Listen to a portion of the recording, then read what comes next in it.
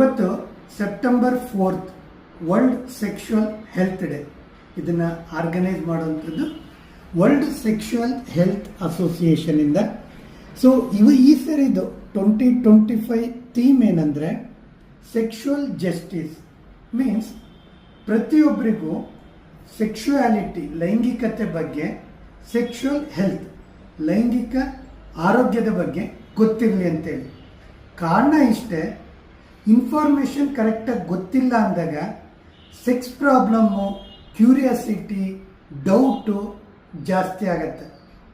Sex ಬಗ್ಗೆ ಪ್ರಾಪರಾಗಿ information ಇತ್ತು ಅಂದರೆ ಅದ್ರ ಬಗ್ಗೆ ನಾಲೆಡ್ಜ್ ಬರುತ್ತೆ, ಅದನ್ನು ಯಾವ ರೀತಿ ಹ್ಯಾಂಡಲ್ ಮಾಡಬೇಕು ಗೊತ್ತಾಗತ್ತೆ.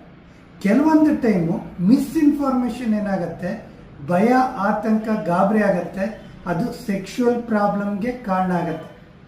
ಪ್ರತಿಯೊಬ್ಬರಿಗೂ ಸೆಕ್ಷುವಲ್ ಹೆಲ್ತ್ ಬಗ್ಗೆ, ಸೆಕ್ಷುಯಾಲಿಟಿ ಬಗ್ಗೆ ತಿಳ್ಕೊಳ್ಳೋ ಅಂಥ ಹಕ್ಕಿದೆ. ಸೊ ಆ ದೃಷ್ಟಿಯಿಂದ ಈ ಒಂದು ದಿವಸನ ನಾವು ಸೆಲೆಬ್ರೇಟ್ ಮಾಡ್ತೇವೆ.